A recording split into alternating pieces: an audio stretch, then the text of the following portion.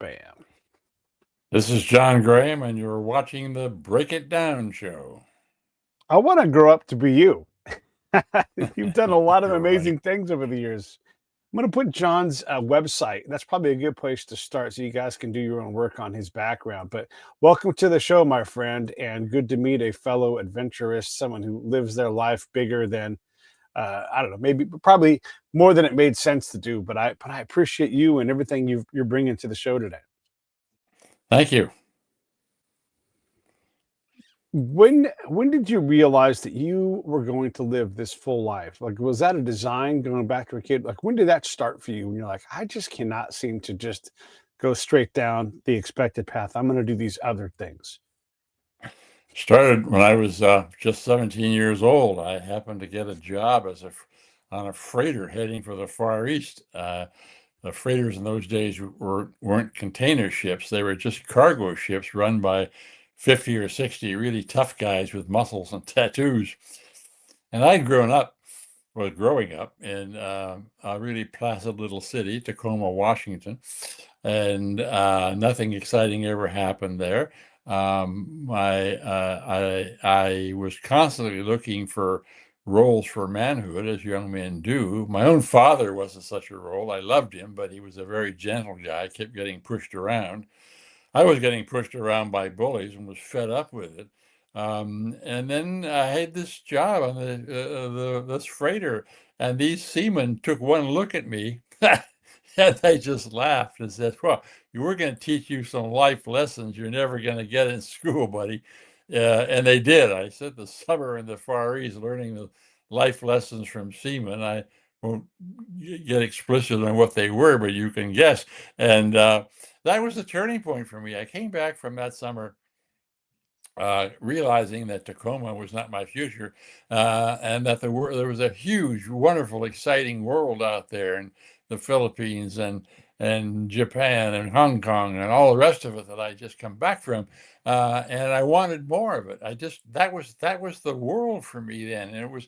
I couldn't believe how exciting it was, and I wanted to put Tacoma behind me as soon as possible. Yeah.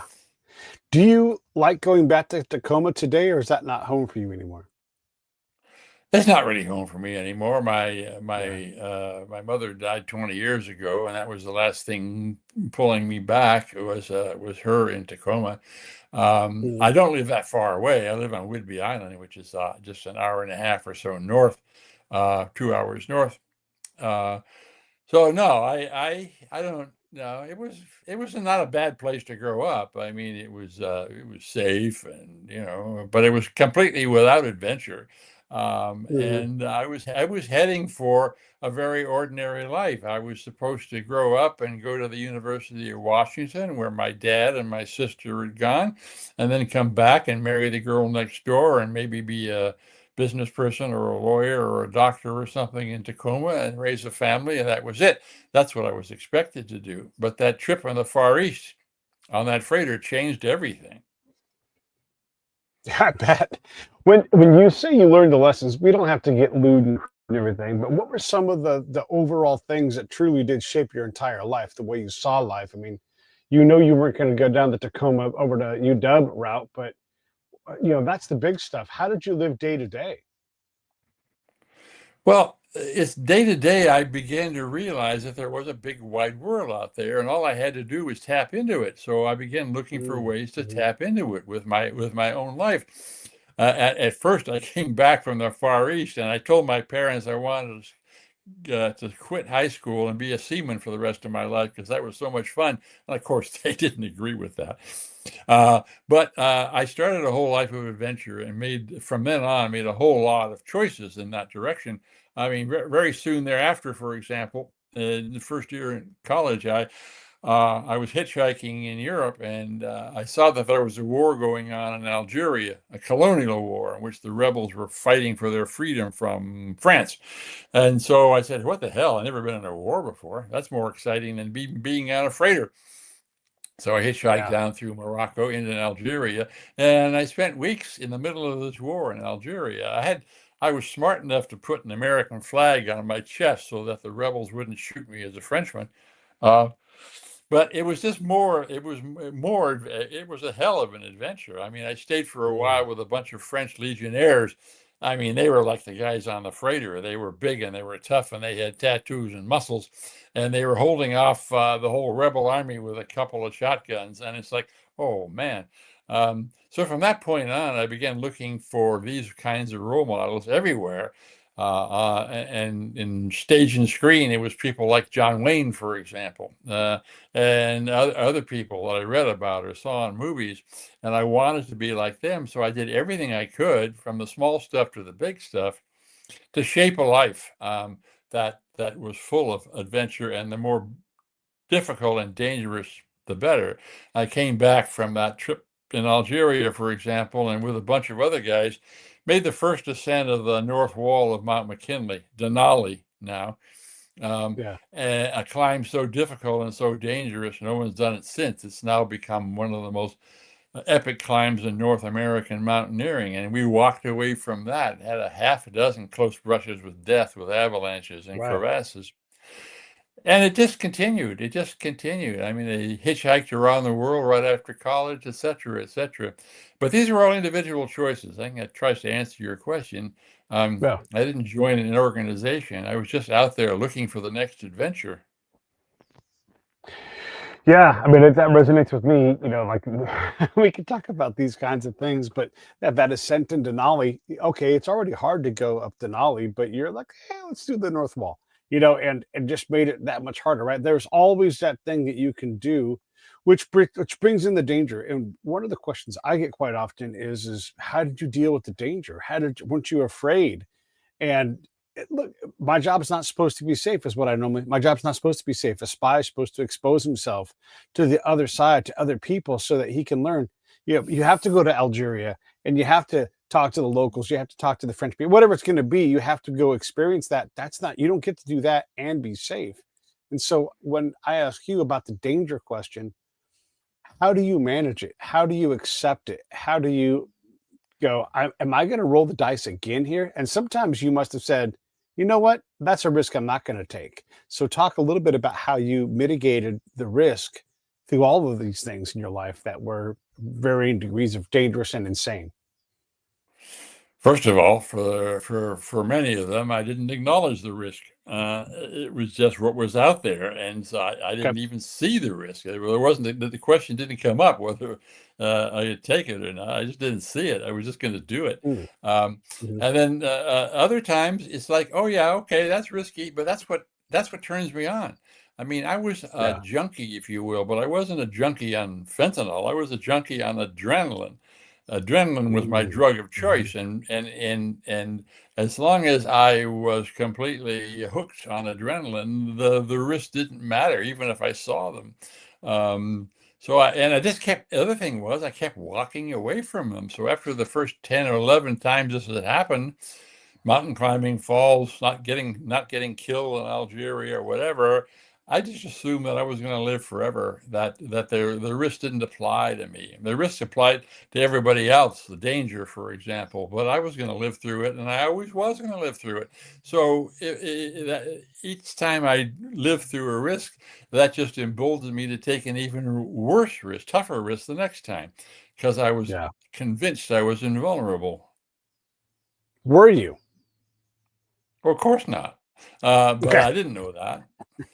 I didn't know that. I mean, the Yeah. bullets Yeah. always the bullets always missed. I mean, I had bullets whistling by my ear, Sure. and I took in mountains. I mean, man, I had avalanches come straight at me and somehow miss. I mean, it's like, yeah, all right, fine. Um, there's a Yeah. much deeper question here. I don't know if you want to get into this, but I get into it Let's a do lot it. in my memoir, and that is I began to slowly understand that if I'm being spared, if a lot of other young men, mostly men, were dying from such risk and I wasn't, why was that? Why? Why was Yeah. that? And so I came to the conclusion uh, after a while that there had to be some meaning why I wasn't dying. And it took me a long time to figure that out, a Hmm. long time. Yeah. Yeah, I mean, there is some of that meaning question, right? Like, why am I still here? Have you come up with an answer, or did you have to invent your own answer? Was one provided to you? Ah, I came up with my own answer, and it was that I was being spared, if you will, because I had another life to live. I had Mm, that being an adrenaline junkie was far too shallow to live an entire life. So, at age 29, 30, it happened mostly during a battle in Vietnam. I was in the war there as well. Um, it happened in that battle in Vietnam, and I began to turn my life around and see that yeah, what I was doing was, like I said, incredibly shallow, and yeah. that it was so shallow. I was, I couldn't live that way anymore. I mean, Mm, I just came back from Vietnam, and it wasn't just PTSD. It was a strong sense that I had to turn my life around because all of a sudden I realized that living a life that shallow, the only thing, I mean, I went to Vietnam as a civilian volunteer, uh, and I had a really dangerous job as advisor to the mayor of Hue, a city in the northern part of Vietnam, only 50 miles south of the demarcation line that separated then north from south. It was incredibly dangerous, and I was doing a lot of really dangerous stuff. Um, mm, and you can imagine what civilians doing yeah. dangerous stuff were doing in Vietnam. I never wore the uniform, but man, I was in the middle of it. I just suddenly realized that, yeah, this is exciting. But on the other hand, there's got to be something more than this. There's got to be something more than this. And what is it? And I Yeah. gradually began to understand that what it was I had to find a more solid sense of meaning in my life. That is to say, I look at the mirror in the morning, and what looks back at me had to count. I was on the planet for a purpose. What was that purpose? And that's what began to bedevil me after that battle in Vietnam. What Mm, was the purpose? And I came rather quickly to the conclusion that the only thing that really put meaning in my life then wasn't adrenaline. I'd made that turn. It was some kind of service, some kind of giving back. I needed to use all the skills I had. I mean, I was big and tough and smart. I had to use all those attributes in order to make the world a better place, sure. to stop wars and revolutions instead of start them. And that was the turnaround that came after that battle in Vietnam. And it was all about, well, what is the meaning for my life? And it isn't adventure, not anymore. It's too shallow. It had to be something more than that. And what I began to realize, and the State Department helped me out a lot by giving me a terrific assignment in New York at the Mm, United Nations and putting me in charge of American policies toward Africa, where there are all kinds of peace and justice issues, poverty, disease, whatever, that none of the rich nations cared much about. Well, I cared. I began to care about them, and I began to find ways where I could be of service and fight for peace and justice issues, and which I did at the UN. And every time I succeeded, then I began to cement a new life, a life based mm. on making the world a better place instead of a worse one. Did you have to go through those series of challenges to be capable of doing this job? Or could you have just gone to UW, gotten a degree in foreign policy, and then gone over to the State Department? No, the former. Absolutely. I could never Yeah. have done it just by doing the standard path from Tacoma. I Right. had to hit bottom. I had to hit Okay. bottom. And in that Yeah. battle in Vietnam, I hit bottom. I mean, I was like, I wasn't suicidal, but Jesus, it was the lowest point in my life. Yeah. And I gradually Yeah. worked my way out of it.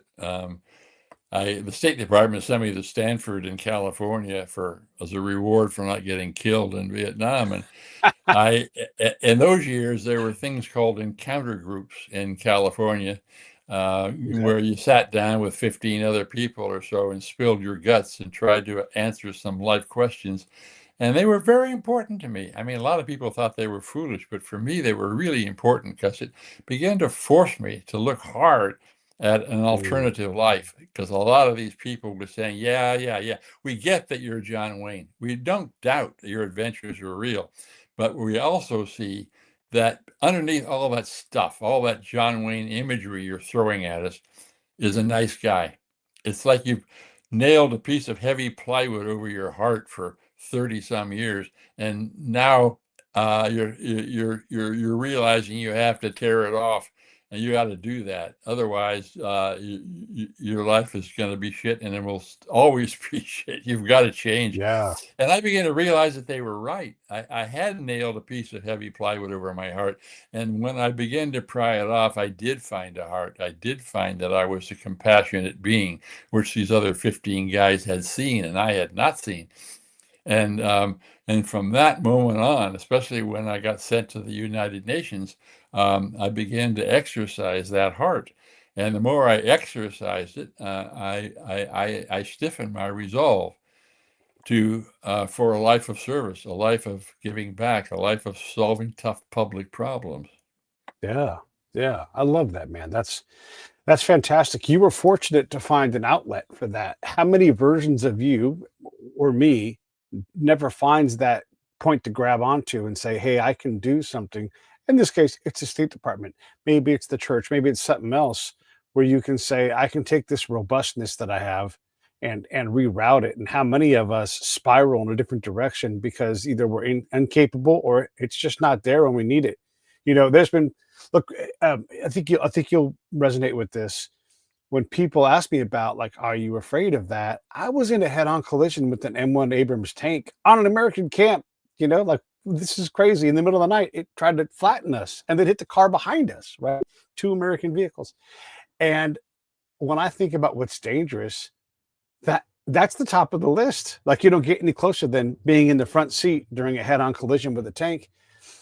And that gives me a different level of what is scary. And what isn't scary is being told no, or what becomes scaring is not asking. Like, no, I have to ask. I'm here. I'm survived that tank crash. So what am I going to do about it, right? And so I do the things that, like, what happens if I do grab my mobile studio here and I go to somewhere and I talk to people I don't know? Well, I'm going to be fine.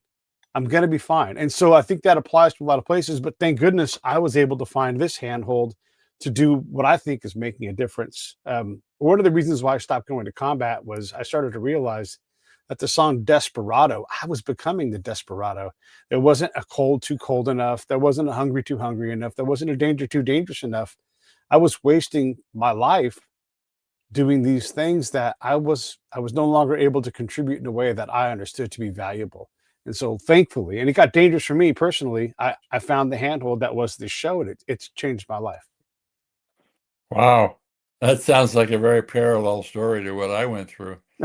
Yeah. Yeah, I You bet. start going down the hole, and at a certain point you realize, hey, I can't slide any further, or you hit bottom, Yeah. and then you begin to crawl out. And yeah, you don't need this crashing into a tank or the State Department. Right. You can do all this. I think I tell people, they ask me all the time, well, just take a moment out, look up at a starry sky, take a walk in the woods, and just contemplate where your life is going. Is Yeah. this really where you want to be for the long term? Is being a senior vice president of a corporation really the be all and the end all? I mean, are you going to do this until they put you in a pine box and bury you? I mean, really? Um, Yeah. and so, you can pick yourself up, get up off the couch simply by looking at your attributes, your skills. You're good at music, you're good at math, you're not good at music, you're not good at whatever. You look at your skills and you begin to realize the things you can do. And you look Mhm. around for the problems to solve, which are a lot, There are plenty of problems Yeah. out there, especially today in America. Excuse me. Yeah. I mean, everything When seems to when be turning into you know what. So there's plenty of problems out there. You Yeah. pick a problem with your name on it, or as my wife Ann says, you lift up the corner of the rug you can find. You lift up the Yeah. corner of the rug you can find, and that's the way you do it. You don't need a State Department. Uh, and episodes like you had bashing into a tank, or episodes Yeah. like I had with a bullet whistling by my ear. I Yeah. mean, these are incentives. These are incentives forcing us to think. Um, you have to think after almost dying, hitting a tank. Oh, wait a minute. Why, why am I still alive? And you, Why am I still I think alive? were one of Yeah. those people. You have an innate courage, Pete, that said, okay, Right. There's a reason. I'm not going to just walk away from this Hmm. and turn on a video game. I'm going to think about this. It Yeah. makes a difference. You must have done When that. I Yeah. Oh, come on. I mean, yeah, absolutely. When you're describing all these things that have happened to us, I had a bullet whiz by my ear. I know what a bullet sounds like. I can't imitate that sound, but it the instant it happens. And had I been, I don't even know how close it was because I never saw it. It just went by, and I happened to hear it after it went by me. So, but here's what I was doing at the time. I was standing up in a turret in a vehicle, and I wasn't in the army. I was working contract to support the army, and so I was standing there, and that bullet went by, and I said to myself, "Why the fuck am I standing up here? This isn't my job. I'm just being a tourist right now." And then I realized, oh shit, if I get hit, oh, these guys got to deal with that. I mean, my family back at home too, but I'm also putting these guys in danger. Maybe I'm the beginning of a complex attack, whatever it is. Maybe I give some person some problem later on. And so I'm like, I got to get down. And like, that was a dumb risk to take. It was neat, right? But it was all about me. And once I realized there was more than me in that vehicle driving along, I was less willing to expose myself to harm without considering the damage I might do to the unit that I was helping. I got invited to a bunch of different events in Iraq and Afghanistan that I didn't go to because I couldn't justify the personal benefit. Look, I would have found intel. That's my job. I'll do that all the time. But I wasn't going to expose myself in that way in that time because I wasn't sure what I was getting back for it. So, yes, it was important for me to be there because I was better than most collectors, and so if not me, somebody not as good at the job was going to go. But also, I realized I had to be very specific about how I picked my dangers, and I couldn't just be whimsical about this and do it because it felt good to me. That's one of the things that bullet taught me. But gosh, bullets blowed up, all the things that happen. You realize that you're not if you're in a dangerous place like Algeria or Iraq, you're not all that in control of what happens. If the war dragon chooses you, you get chosen, and there's really nothing you can do about it. Whether it's bad luck or someone just catches your eye, decide that you're the one, like that. None of that is in. You really there's a kind of danger that goes beyond what we fear, and not exposing myself to that danger as much as I could while still doing my job became a lot more important. Mm-hmm. Got it. Yeah. When you work with the State Department and you start to do this, how do you view your peers? I'm curious about this, and I don't want to load the question with my own experience. But how do you see the other people around you who took the Tacoma to UW to taking the test and getting in the system? How did you view those guys? As 98% of humanity, I guess. I mean, I don't know many people with a life like lived or I've lived, and I certainly don't look down on them or think that my life was any better. In many ways, it probably Right. wasn't. And that's the way it is. I mean, it's Hmm. leadership is about being different than that. And I've written 4 books on leadership, and then every single one of them is about taking some kind of risk to be different, to stand out, to take the risk to make tough decisions. Yeah. I was very competitive, and so I would tend towards a bit of arrogance in my ability to compete. Because, like you, I was physical, strong, and fairly fearless, and not afraid to outwork problems, which didn't make me the most delicate tool in a place with people with different kinds of skills. Like I'm no dummy, but if you and I are going to get into a competition, whatever it's going to be, uh, I'm going to do my best to destroy you. And it was the thing I didn't know was how to make some elegance in that, some efficiency in that. And so I would exude all of this competitiveness and arrogance. Wasn't my intention, but I wanted to destroy my peers. Mhm. And that's not helpful in an organization. And I couldn't turn that off, and I couldn't stop projecting that, even if I didn't want to do it. Yeah, okay. Arrogance is is an important factor in me as well. I mean, I just Yeah. it's like, Yeah, I'm like I was in those encounter groups in California, and I didn't accept what these people were saying in the beginning. I just shouted at them that they had no idea how great I was. I mean, they had Yeah. no idea. I'd taken risks and faced dangers than the whole room full of them put together. I mean, yeah, Yeah. I was very arrogant about my life, but I was arrogant about a life that itself was failing Yeah. a life that was incredibly shallow. But Yeah. my arrogance kept me from seeing how shallow it was for a long time. Were you by nature arrogant, or did you develop that by working with all these roughneck guys that were like, you have to have By bravado and nature, brashness? I don't know. I Yeah, suppose. me I neither. suppose. Yeah, I don't know. I always knew I was really smart, so I was probably arrogant about that. Um, Sure. but as a being bullied, I mean, I couldn't be arrogant. I was shoved around by every other kid in the school. I mean, it was like Yeah. I felt like the opposite of arrogant. It's like, oh man, I'm a wimp. I got to change this. Yeah. I can't be a wimp. It's too insufferable. Oh no. Yeah. Yeah. Boy, that resonates with me. I like all kids, I looked weird. I had things that you could easily pick on. But for whatever reason, I had enough pluck. I recall like a long time ago, we were playing pickup baseball, and I was just getting ridden by this one kid. And I'm like, who is this kid? I mean, I know who he was, but why is he doing this to me? And I came into second base and I blasted him, and then that was it. The fight was over.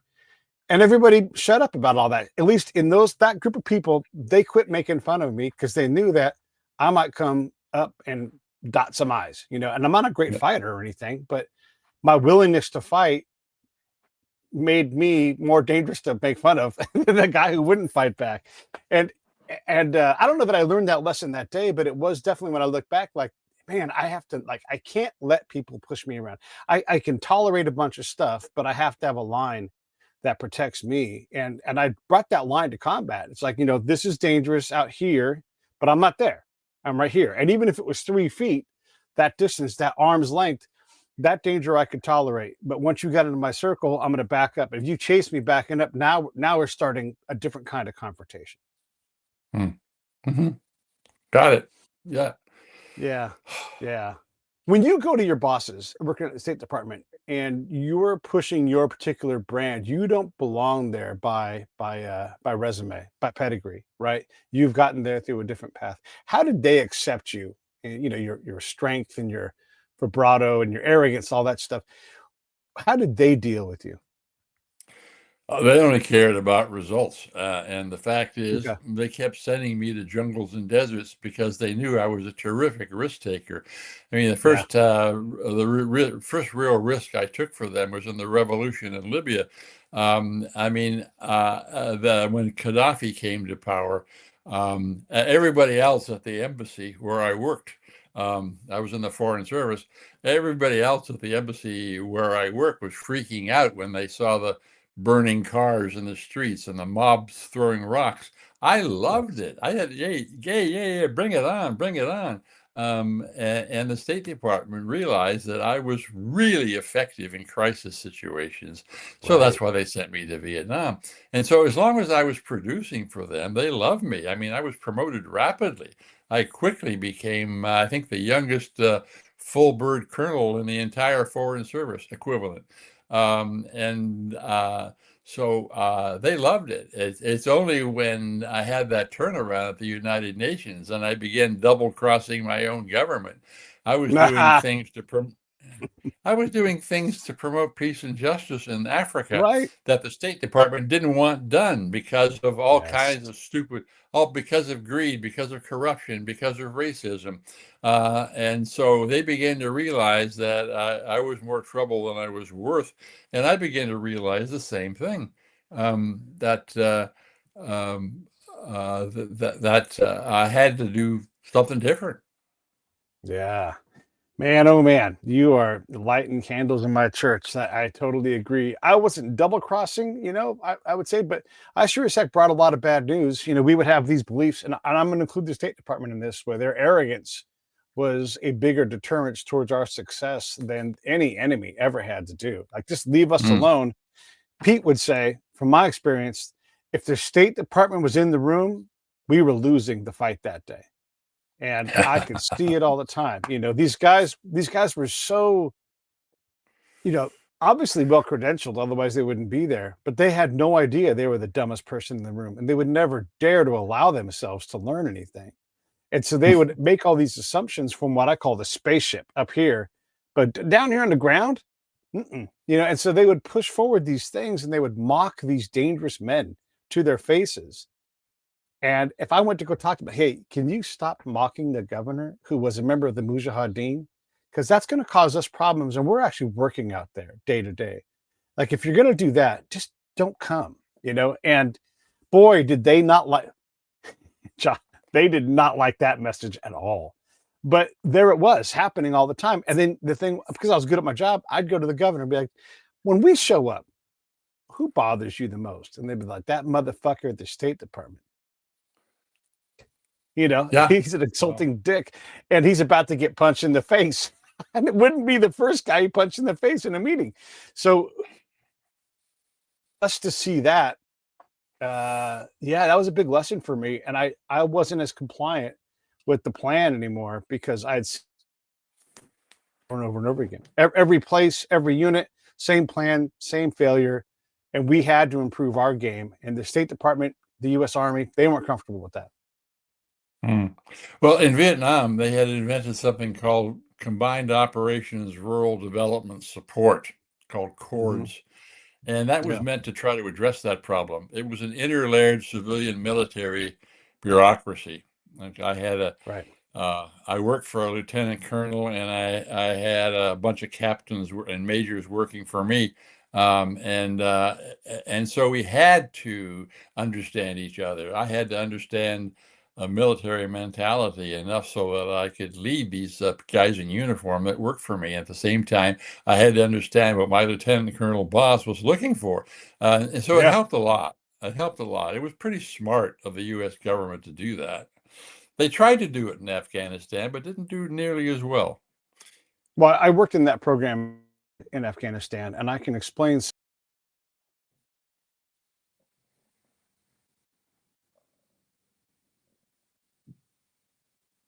Hmm. Ah.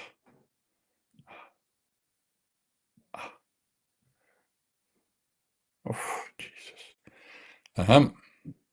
I'm back.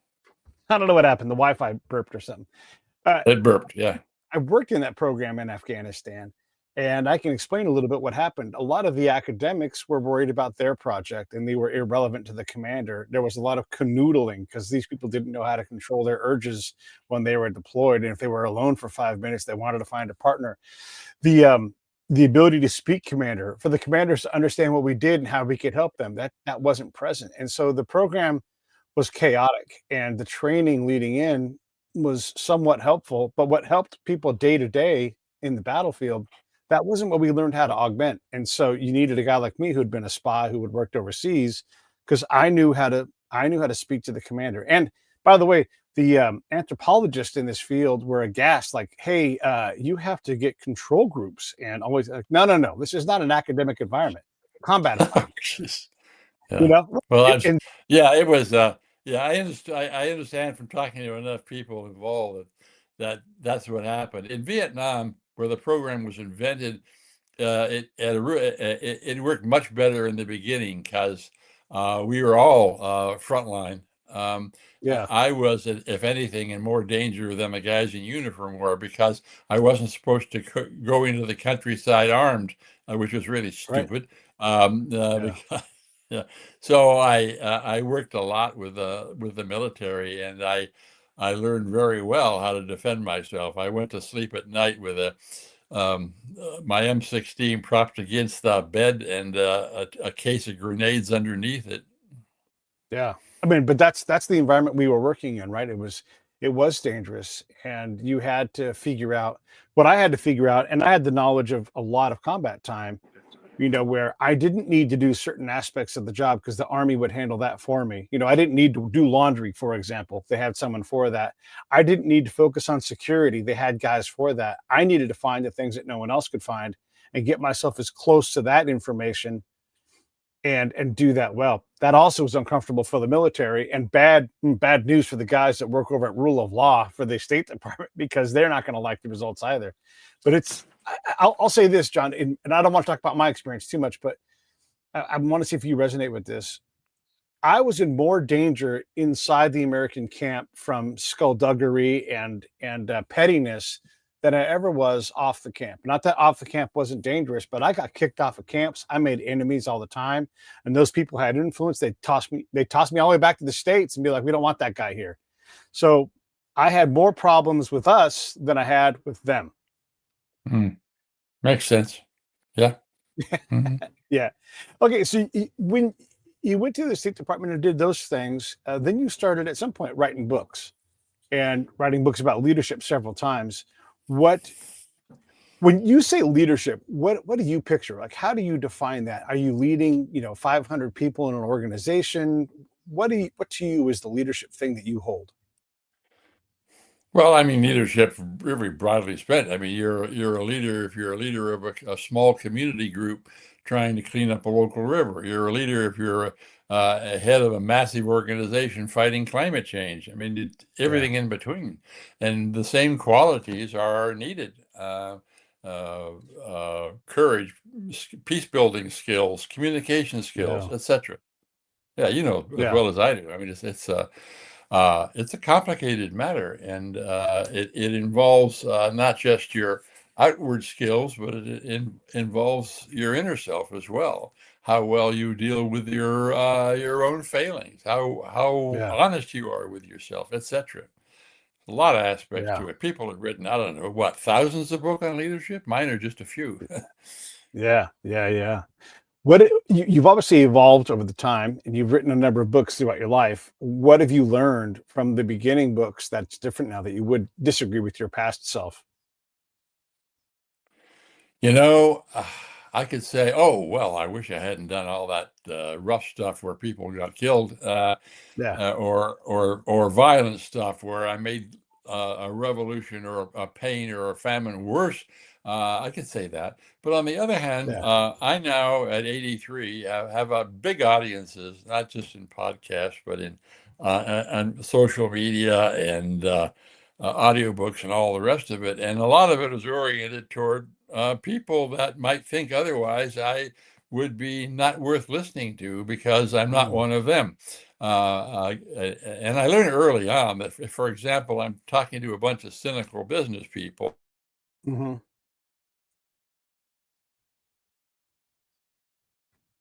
Yeah. Am I having a problem here or is he having a problem? Why am I having a problem?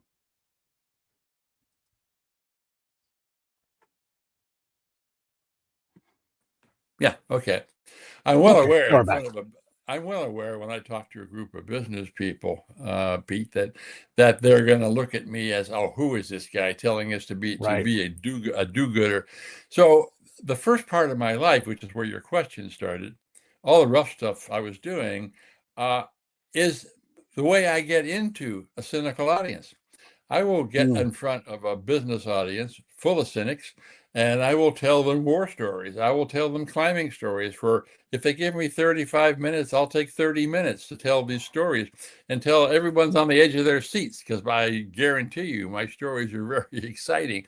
And so Yes. when they finally understand that I have taken more risks than the whole roomful of them together, and face more difficult situations, then when I pivot and say, it's interesting because I'm taking a lot of risks now, and I'm doing so in a totally different way. I'm doing it because I found out that the real risks are the risk of being true to myself, the risk of Mm. finding the real meaning of my life, which, from my experience, is in some form of giving back. What Yeah. I'm telling you, I tell business people, is that, yeah, I have no, if you want to make $1 million, $1 trillion, go fine. That's fine. But at the same time, you got to understand that maximizing your third quarter earnings is not what your life is about. You can go Yeah. ahead and do it. Be my guest. but at the same time, there's something more. You need to find that something more. Yeah. Boy, boy, oh boy. And a lot of times that something more, Pete would say, is within your organization. If you just kind of fly around and be the big shot and you don't ever talk to the folks that make the big shot stuff happen, you'll lose the base of your organization, and you'll probably find a lot of anger and struggle, divorces and drinking. And if you spent time in your organization going down vertically and interacting with those folks in a real way, don't be a big shot. Go grab a cup of coffee with someone and find out where they're at and realize how much trouble they're in. And you've built a company that's exacerbating their troubles in a lot of these cases, or they're taking it out on your company. Third quarter earnings are important, but the people inside that organization, there's people I know that in any big organization, there's people hurting in there, and hurting in a Yeah. way that is possibly solvable for that boss. Yeah. Right. Absolutely. Good advice. Yeah. Yeah, yeah. You wrote okay, so I guess the question I'm gonna ask you in a different way. Stick your neck out. You wrote that 20 years ago, right? In 2005. So how has your thinking evolved since then? How have you improved your stance? Gotten more eloquent, realized where you were wrong? What's changed in 20 years for you? Mostly Back when you were technology, young. Pete. Yeah. Yeah, okay.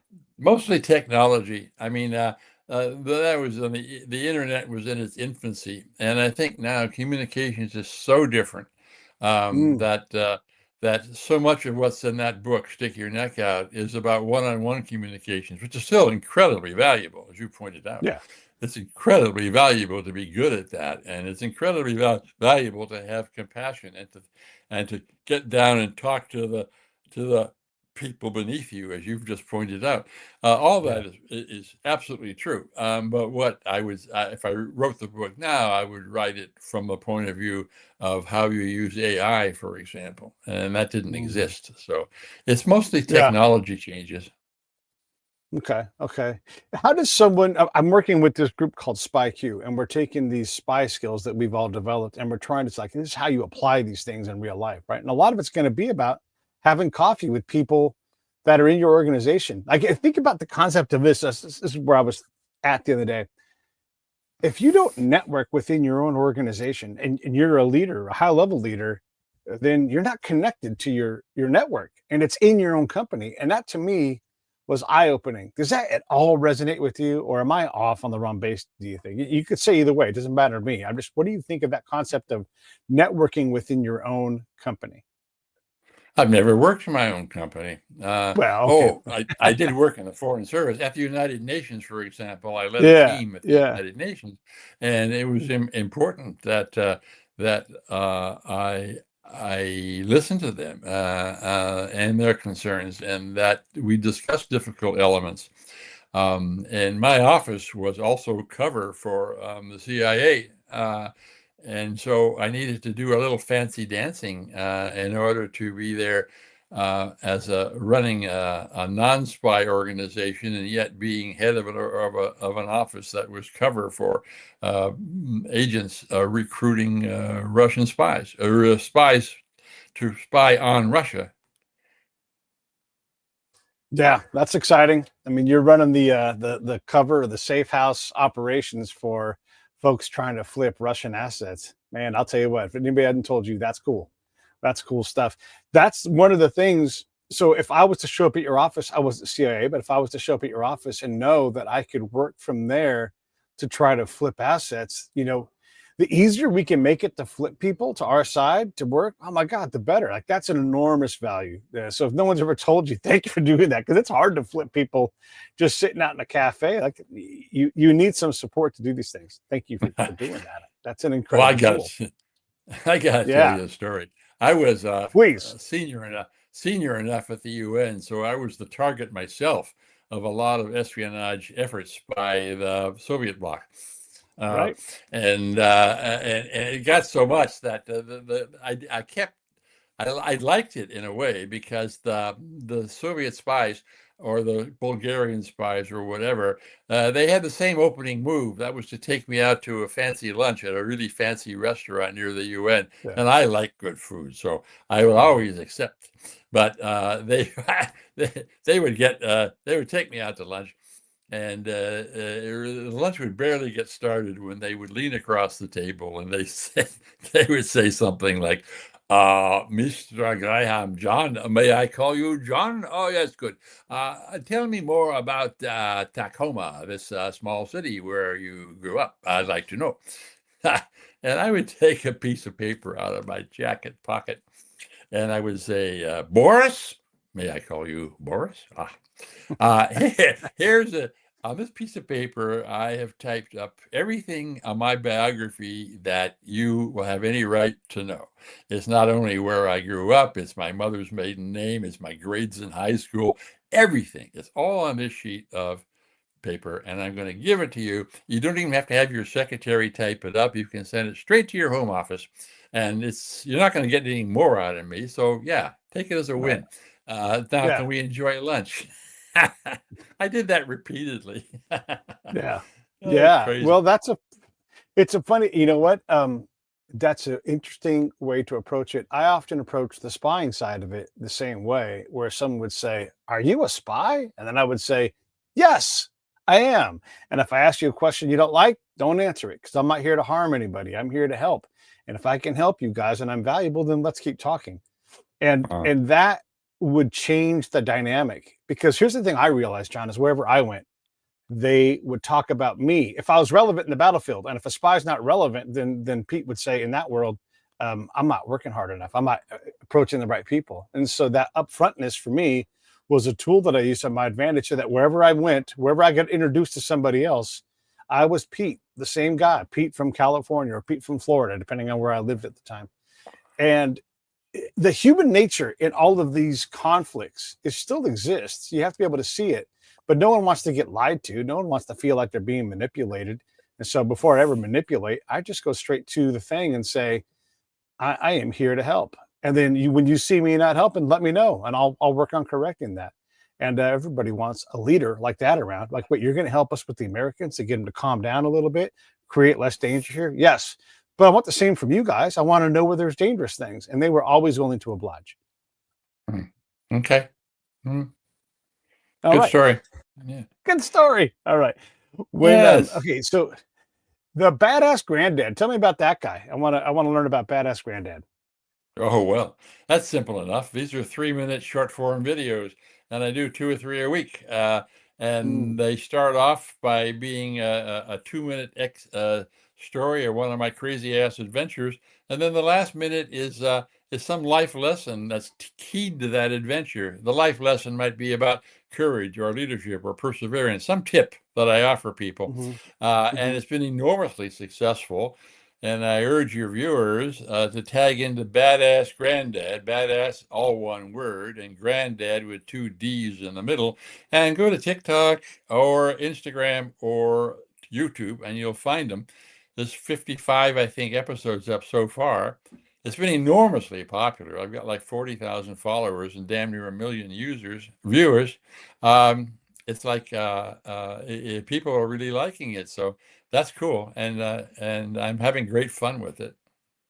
I bet I'm going to put the link up here for everybody, so you guys can all just look at that, and you don't got to worry about it. I pulled that straight off the website, and so there it is. And there it is below us too. So it'll be in the remarks on YouTube and wherever else it Yeah, posts from this thing. you got it. Yeah, yeah. But that's a fun way to do the modern version of communicating, and it's great to hear that these stories are resonating. Um, have you done a full memoir? Or yeah, I mean, I see the books on leadership, but have you done like the full like here's where I was then, here's where I was then? Have you done that yet or no? Oh yeah, yeah. In fact, I've seen it on the crawl underneath our broadcast. It's Quest. That's a memoir. Okay, that's the Quest. full memoir. Okay, okay, Yeah, yeah, yeah. And I've also done a second memoir, which is about that difficult, dangerous climb up Mount McKinley. It's called Denali yeah. Diary, and you can reach that right off my website. Free. It's for free Hmm. download. Nice, nice. Yeah. What else do you want to try to capture? We got about 5, 10 minutes left. What else should we get into that we've missed upon? Oh, I think we have covered everything, man. Yeah. I think I'm just going to start repeating myself that my life now is about No, helping you got a people fresh find. story for anything. You've got I kind stories of for days. I do have stories for days. All right, I'm I going to don't set you up want for a to tell them story. all. I'm going to set you for a story. Here we go. I was once in a bar and go ahead. I was once in a bar in Havana, Cuba. I was over there to basically spy on a meeting of the third world heads of state, people like Nehru and Castro. They met every couple of years at a big summit meeting, and my government sent me there, and the Cubans didn't want me there, but I finally got a visa and got in there, and but I was in constant danger, and the Cubans wanted to throw me out. So first night I'm there, I'm in a bar, which is your question, Mhm. and an Indian guy comes up, takes a swing at me, and before I can respond, one of my Cuban friends, and I had Cuban friends, pulled him off.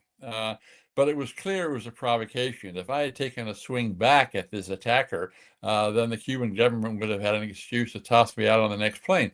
But I didn't swing back, and my Cuban friends hauled this drunk Indian off. But it was a provocation from the Cuban government, and I was smart enough to realize that. Yeah. All right. Here's another setup. I was in my boss's office. They had a meeting and this happened. Well, here's something. I I knew it. I worked for the Secretary of State, right?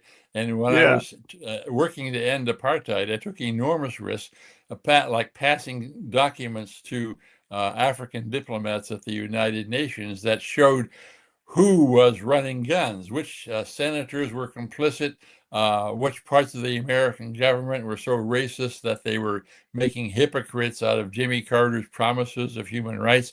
And I gave all that information. I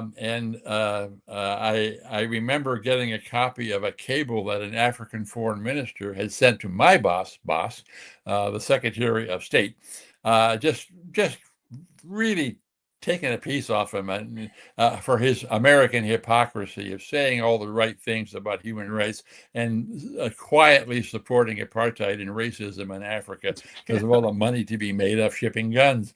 Uh, and in the middle, the key thing I want to say is that in the middle of that angry cable was a couple of sentences that I myself had drafted a month before, gave them to my African counterpart at the United Nations, who sent them to his home office, and his boss, the African Secretary of State, included them in a message back to my boss. And so Mm. I was really proud of that because I managed to trick everybody. Yeah. I got another one for you. These things are so. And I'm just thinking about instances where I was because I know that you're going to have something on this.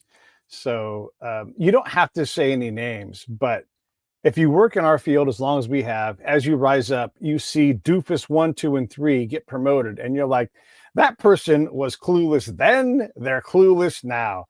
Are there people like that in your world where, like, as you went up, you would see someone get promoted, and you're like, oh my God, how in the world did that fool get to this spot? Oh, of course. I mean, I work for the State Department and for the American government. There are incompetent Yeah. fools all over the place. But you know, you manage as you well know, you maneuver Yeah. around them, you trick them, you get them out of the way. Sometimes you have to promote them out of the way. But it's Wow. just knowing who they are is important. And I was never felt restricted. Because I was smart and tough, and I could maneuver past them for the most part. Yeah. How long has it been since you got into a physical scrape with someone where you had to deal with a problem? Like, how long has it been? Has it been 10 years, You mean 2 minutes? physical in terms of a fist fight or something? Like you put, Oh, yeah, you put your hands on somebody. How long has that been? decades. I mean, I'm 83, Decades. Yeah. and Yeah. I Yeah. Yeah. haven't been out in a position where I've had to do that. Right. Yeah, Right. But there was a good chunk of your life where you were in that position and you had to put your hands on somebody. sometimes, yeah. Yeah. Yeah. Yeah. When you watch that movie Old Lions, do you feel like, oh, that's kind of like me? I never saw it. I don't remember that. Oh, you got to But watch it. You'll love it. You'll love it. You'll okay, love it. I That will. movie's great. I'll Yeah. All right. Well, let's wrap this up. Anything you want to ask me before we wrap this up, before we get out of No, here? yeah, I think you've done a great job of asking some tough questions and also contributing from your own life. So I appreciate what you're doing, Pete. Yeah. And for sure, look, if you guys want the resource, just go to johngraham.org. That's easy, right? You guys know what to do with that. And then from there, go out and get whatever books. Some of them are on audio. You guys will dig all that. You know what I always say? Buy two, buddy read. This man's got an incredible life. He's like a walking adventure movie. So go check out John Graham. He's on Instagram. He's on TikTok. He's on LinkedIn. All these places. Go and consume it. You guys will love it. John, thank you very much for coming on the show. Any last words before I wrap this up? No, just thank you, Pete. Good show. Yeah, thank you. I'll be right back to say goodbye to you. Everybody else, I'll see you all tomorrow.